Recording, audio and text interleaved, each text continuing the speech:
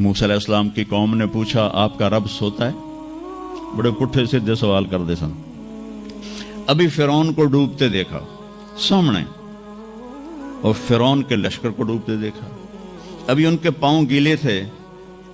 چند قدم چلے تو آگے ایک بستی میں ایک بت تھا جس کی بستی والے پوجا کر رہے تھے. تو کہنے کہ موسیٰ اجعل لنا الہا کما لہم آلہہ. قرآن کی آیت ہے موسیٰ ایک ایو جا خدا سانو بھی لے دے اسی میں انہوں متھا ٹیکیے. انہوں نے کہا فٹے منہ توڑا وہ ہونے تو تسی ویکھیا کہ کیوں رب نے تھوڑی مدد کیتی ہے تو ہن پتھر دا بہت منگدے پے ہو میرے کولوں. تو عجیب و غریب سوال کرتے تھے. تو کہنے لگے رب سوتا ہے؟ موسیٰ علیہ السلام نے ان کو ڈانٹ دیا. اللہ تعالیٰ نے کہا نہیں ایسا کر رات کو نا 2 پیالے لے کے کھڑے ہو جا پانی کی. خیال کرنا یہ پیالے گرنے نہ پائیں. موسیٰ علیہ السلام بڑے طاقتور ہستی تھے. وہ پیالے لے کے کھڑے ہو گئے. کھڑے کھڑے کھڑے کھڑے اونگ آنے لگی. ایک جھٹکا لگا سنبھال لیا, دوسرا لگا سنبھال لیا, تیسرا جھٹکا لگا تو پیالے گر گئے, ٹوٹ گئے, پانی بہہ گیا.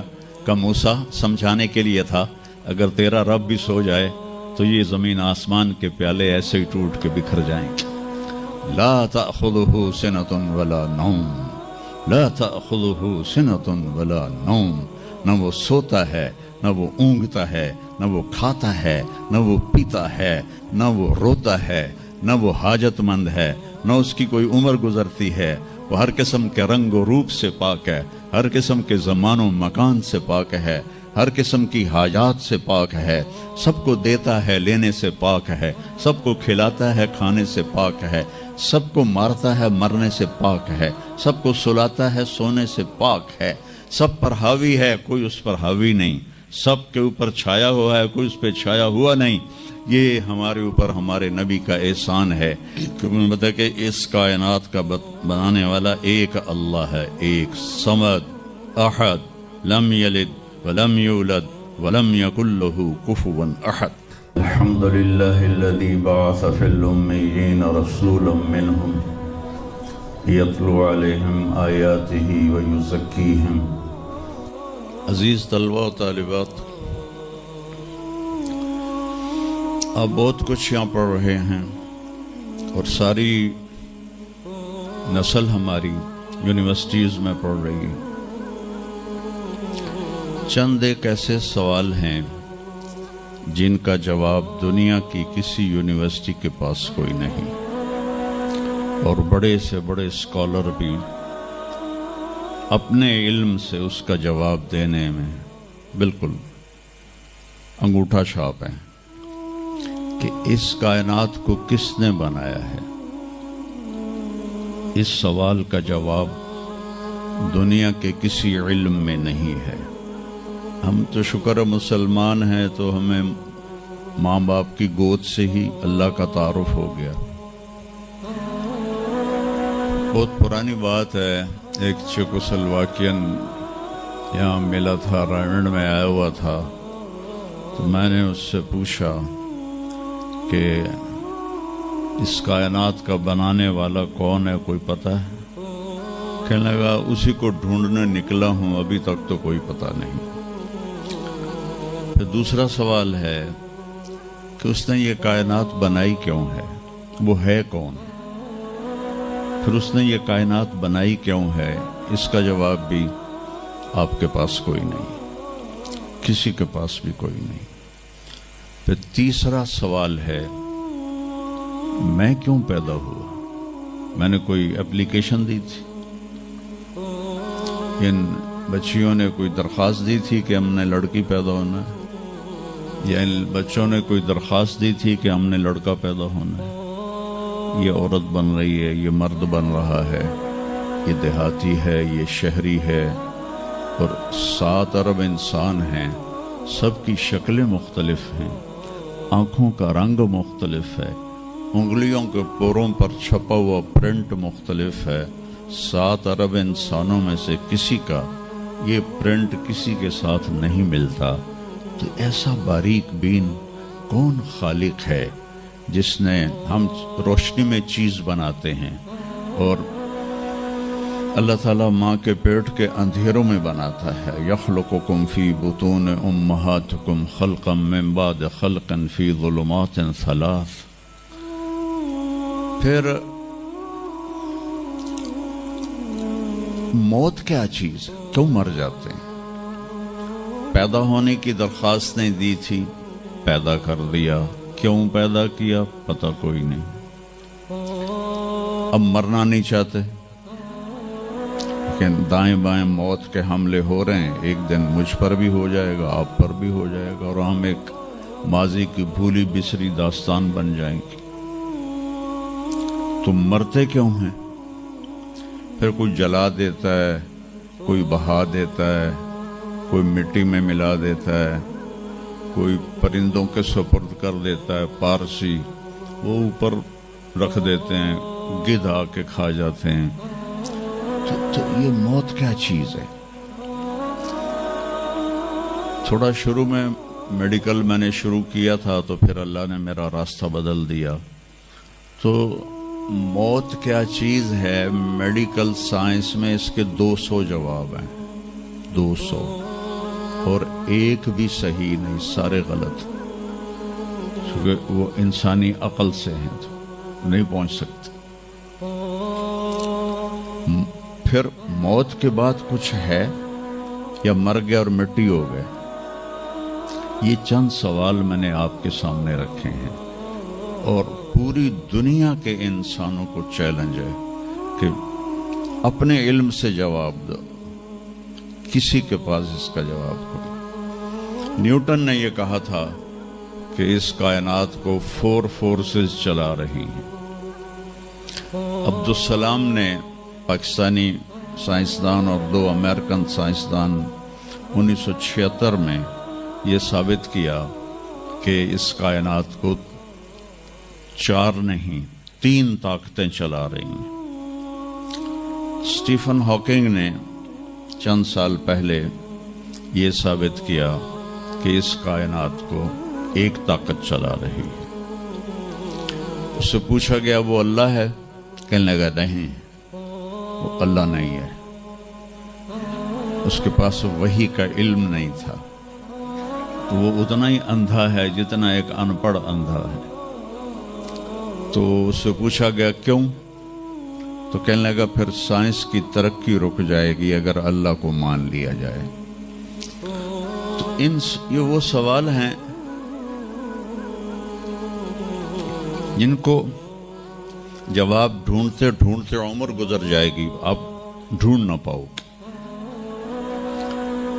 اس لیے ایک بہت بڑا طبقہ ہے جو کہتا ہے اللہ ہے ہی کوئی نہیں، یہ سب کچھ آپ پہ ہی بن گیا ہے، اپنے آپ ہی بن گیا. عبد الخالق صاحب نے تو کچھ بھی نہیں کیا، مستریوں نے بھی کچھ نہیں کیا، یہ ہال اپنے آپ ہی کھڑا ہو گیا اور کرسیاں بھی اپنے آپ بچھ گئیں. ایسی بے وقوفوں والی سوچ بھی بلا کوئی قابل تعریف ہے کہ علامہ اقبال نے فرمایا تھا ہیچ چیزیں خود بخود چیزیں نشد، ہیچ آہن خنجر تیغ نشد، ہیچ حلوائی نشد استاذ کار، تا غلام میں شکر ریز نشد، مولوی ہرگز نشد مولا روم، تا غلام میں شمس تبریز نشد. اسی دہریت کو، ایتھیسٹ کو یہ ایڈریس کیا ہے کہ کوئی چیز خود بخود نہیں بنتی.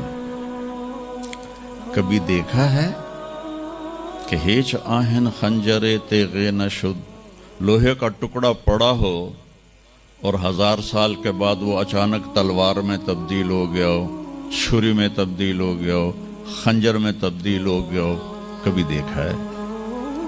نہیں ہوتا ایسے. کوئی حلوائی اس وقت تک مٹھائی بنا نہیں سکتا جب تک کسی استاد کے پاس بیٹھ کر لڈو کو گول کرنا نہ سیکھے. اور مولوی روم، مولانا روم نہیں بن سکتے جب تک شمس تبریز جیسی شخصیت کی صحبت حاصل نہ ہو. میں دونوں کے مزار پہ گیا ہوں، ترکی میں اونیا میں دونوں حضرات دفن ہیں، پیر بھی مرید بھی. مولانا روم کو آج شاید کوئی دھرتی پہ جانتا بھی نہ، اور میں اس یونیورسٹی میں ان کا نام بھی نہ لیتا۔ وہ ایک فلسفی عالم تھے اور منطقی عالم تھے۔ وہ دور تھا فلسفہ اور منطق کا، مسلمانوں نے قرآن و حدیث کا علم بہت پس پشت کر لیا تھا، اور جو فلسفہ اور منطق کے عالم ہوتے تھے وہ بادشاہوں کے دربار میں بڑی جگہ پاتے تھے۔ تو ان کے سامنے کتابوں کا ڈھیر تھا ان کے ساتھ، اور ادھر طالب علم بیٹھے تھے، انہیں وہ پڑھا رہے تھے، اور یہ کتابیں کلمی نسخے تھے ہاتھ سے لکھے ہوئے۔ تو شمس تبریز رحمہ اللہ مسجد میں داخل ہوئے ننگے پاؤں، اور سفر کے آثار پگڑی پر بھی کپڑے پر بھی۔ تو وہ بڑی سادگی سے پوچھتے ہیں کہ مولانا این چیست، یہ کیا ہے؟ وہ کتابوں کا ڈھیر۔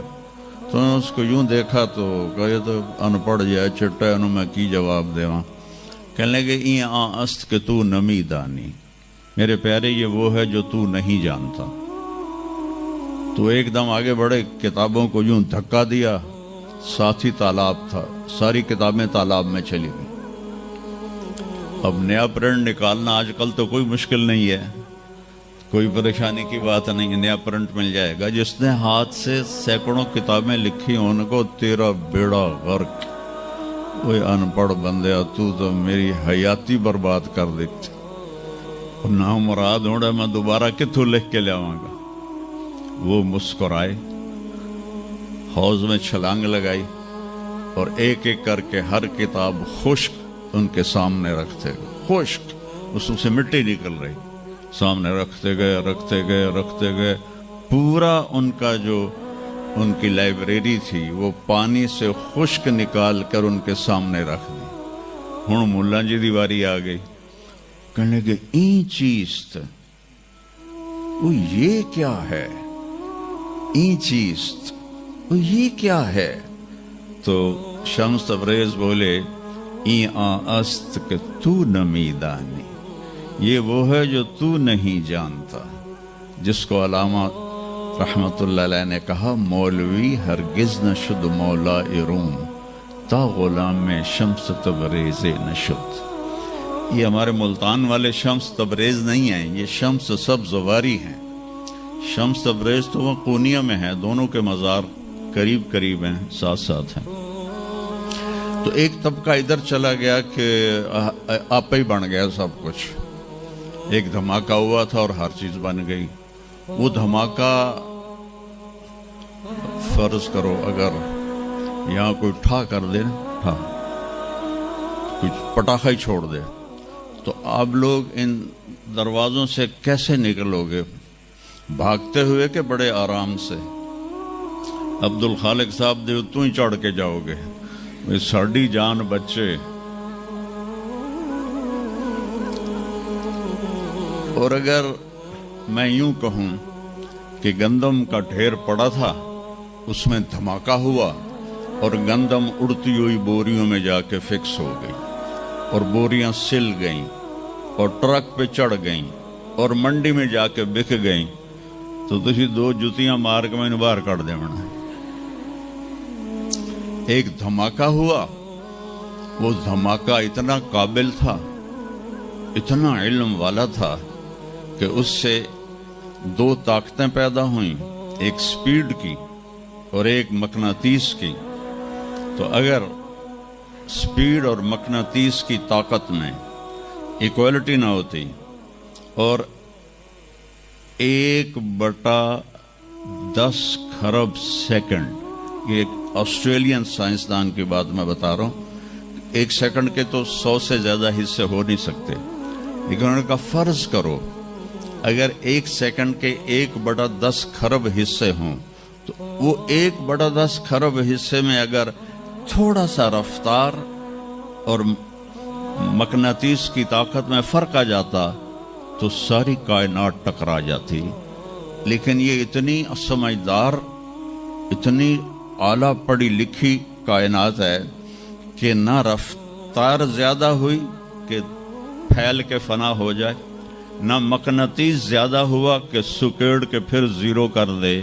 تو اس بیلنس کو خود بخود قائم ہو جانا، اس تو وڈا کملا کوئی نہیں، بے وقوف کوئی نہیں جو کہتا سورج کا بھی ایک سسٹم بن گیا، چاند کا بھی بن گیا، گلیکسی کا بھی بن، اور اپنا آپ چلے جا رہے ہیں چلے جا رہے ہیں چلے جا رہے ہیں، ایسے ہی رہیں گے، ہمیشہ رہیں گے۔ کچھ کہتے ہیں فنا ہو جائیں گے۔ یہاں انسان جاہل ہے، اس جہالت کو دور کرنا سب سے پہلا علم ہے۔ اگر مرتے ہوئے مجھے پتا چلا کہ یہاں تو معاملہ کچھ اور ہے، جو لوٹ آئیں تو کچھ کہنا نہیں، بس دیکھنا انہیں غور سے جنہیں راستوں میں خبر ہوئی کہ یہ راستہ کوئی اور تھا۔ چلتے چلتے پتہ چلا کہ ہم تو کہاں پہنچ گئے، تو اس وقت تو پھر رب ارجعون کے نعرے قرآن کہہ رہا ہے، کہیں گے رب ارجعون، یا اللہ واپس کر دے، لعلی اعمل صالحا، میں بڑے اچھے کام کروں گا۔ اللہ نے کہا کلا، اب نہیں ہو سکتا ہے۔ تو نبی جو آتا ہے 1,24,000 نبی یہ علم لے کر آتے ہیں، اور وہ انسانوں کی اس جہالت کو دور کرتے ہیں۔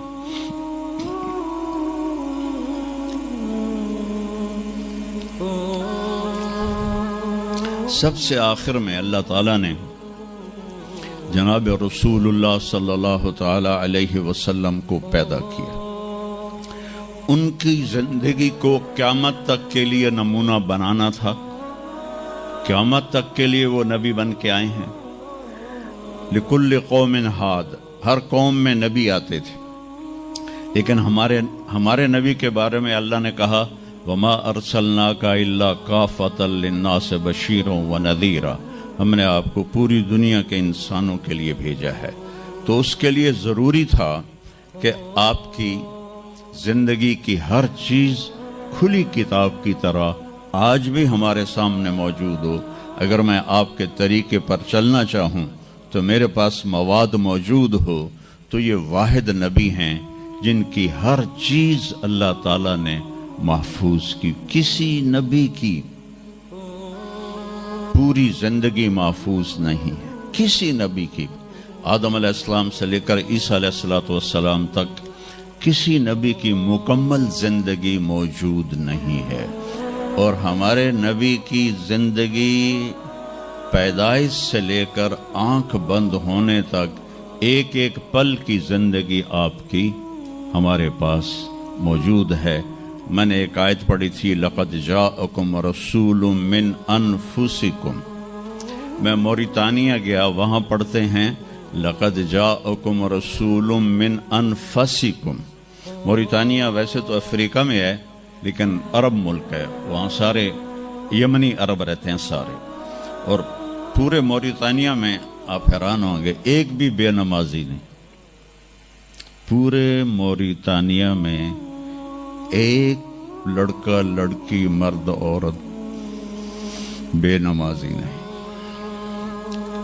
اور صومالیہ میں گیا، ایک بچہ بچی مرد عورت بے نمازی نہیں۔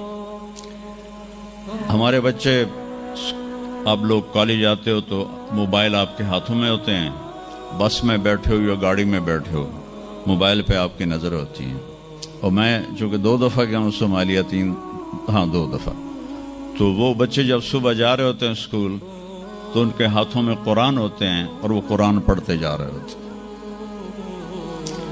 کوئی میچ ہی نہیں ہے، ایسی خوبصورت زندگی ان کی۔ تو آدم سے عیسیٰ علیہ السلام تک کسی نبی کی مکمل 25 نبیوں کے نام قرآن میں ہیں، 25 آئے تو 1,24,000 ہیں۔ 1,24,000 میں 5 نبی سب سے بڑے ہیں، نوح علیہ السلام، ابراہیم علیہ السلام، موسیٰ علیہ السلام، عیسیٰ علیہ السلام اور محمد علیہ السلام۔ یہ 5 نبی اولو العزم کہلاتے ہیں، یہ سب سے بڑے رسول ہیں، سب سے بڑے رسول ہیں۔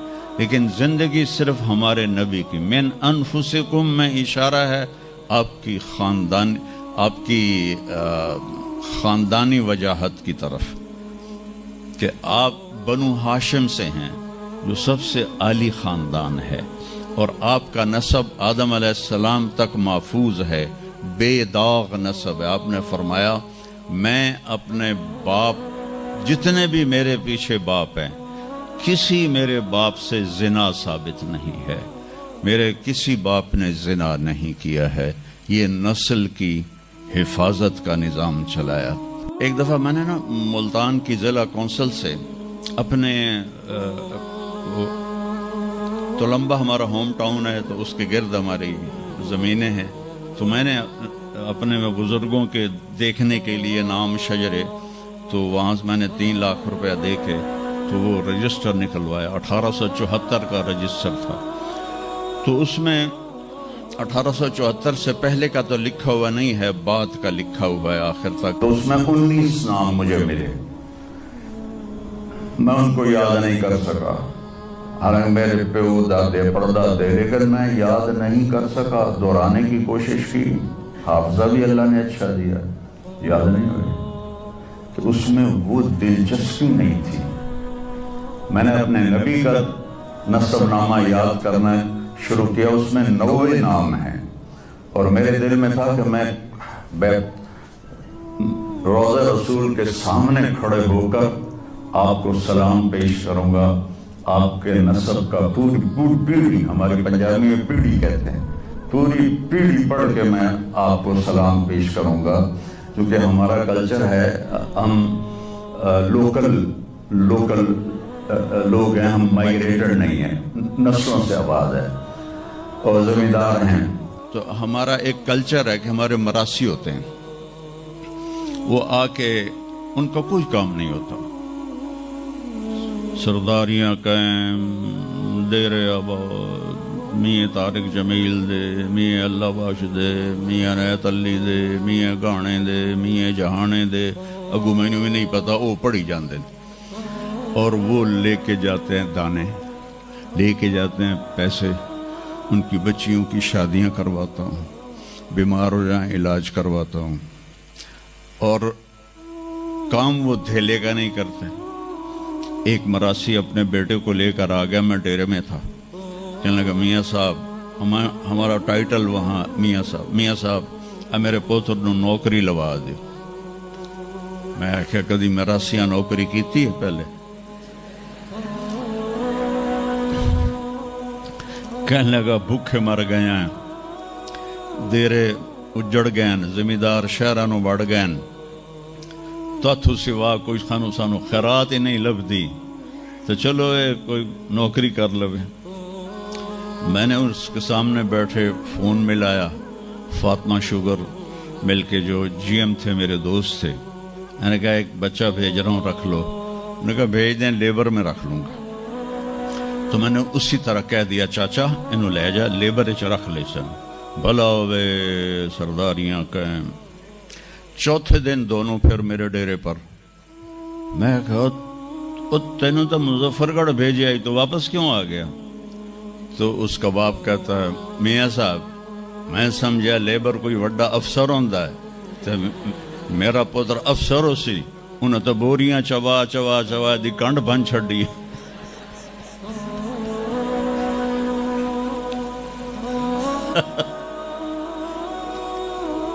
میں نے کہا میں تو پہلے آکھی آئی، مراسی جڑے ہوندے نا صرف گلاں دی روٹی کھاندے، تو وہ یہ ثقافت میں نے دیکھی ہوئی ہے، اور آج بھی اس کو میں بھگت رہا ہوں، پال رہا ہوں۔ باقی سب زمینداروں نے ہاتھ کھڑے کر دیں، لیکن میں نے اس کو زندہ رکھا ہوا ہے۔ من انفسکم لقد جاءکم رسول من انفسکم۔ یہ واقعہ ہے صبح 10-11 بجے کا، تو آف سیزن تھا، اتنا رش نہیں تھا۔ تو عصر کے بعد میں نکلا نماز پڑھ کے، تو ایک لڑکا بھاگا بھاگا آیا، کہا جی آپ مولانا طارق جمیل ہیں؟ میں نے کہا جی۔ میں کہا تم مجھے پہچانتے ہو؟ کہا نہیں جی، آپ کے ساتھ لوگ تھے کافی، تو میں نے ایک آدمی سے پوچھا کہ یہ کون ہے، تو انہوں نے کہا یہ مولانا طارق جمیل۔ کہا جی میں ابھی عصر کی نماز میں پہلے آ گیا تھا. یہ عصر کے بعد مجھے وہ بات بتا رہا ہے. میں عصر کی نماز سے پہلے آ گیا تھا. پرانی مسجد میں جگہ مل گئی. بیٹھے بیٹھے مجھے نیند آ گئی تو میں نے خواب میں اللہ کے نبی کو دیکھا. انہوں نے فرمایا کہ طارق جمیل کو بھی میرا سلام کہہ دو. تو وہ جو میرا پیڑھی پڑھ کے سلام عرض کرنا تھا وہ بارگاہ رسالت میں قبول ہوا. لقد جاءکم رسول من انفسکم. کہاں سے لاؤ گے ایسا رسول کہ جس کی زندگی کی ہر چیز محفوظ ہو. پھر افریقہ میں پڑھتے ہیں من انفسکم. انفس کہتے ہیں نفیس کو, کہ ایسا نفیس کوئی ہے.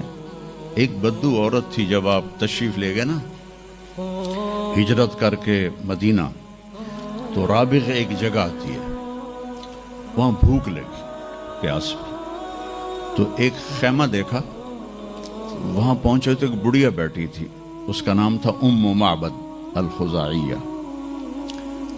تو آپ نے سوال کیا, ماں جی ہم مسافر ہیں, کوئی کھانے کو ملے گا؟ تو نے کہا بیٹا قحط کا زمانہ ہے, کچھ بھی نہیں ہے.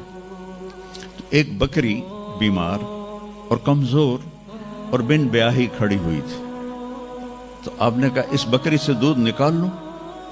تو اس نے ایسے بڑی حیرت سے دیکھا کہ یہ عرب ہو کے ایسی بات کر رہا ہے کہ اس بکری سے دودھ نکال لوں. تو وہ کہنے لگی یہ تو بن بیاہی ہے, اس کا تو ویسے بھی اس کے جسم پر بوٹی نہیں ہے, اس سے ایک قطرہ بھی کوئی نہیں. کہا ماں جی آپ اجازت دیں. کہا لگا ٹھیک ہے.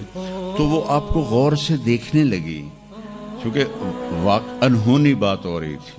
آپ نے اتنا بڑا وہ تھا برتن, وہ آپ نے لیا اور اس کے تھنوں کو یوں ہاتھ لگایا تو وہ چھلک کے مشکیزے کی طرح نیچے آ گئے, اور آپ نے دودھ نکالا, وہ فل ہو گیا. آپ نے حضرت ابو بکر کو پلایا, عامر بن فہیرہ کو پلایا, عبداللہ بن اریقت جو آپ کے رہبر تھے, آخر میں آپ نے خود پیا.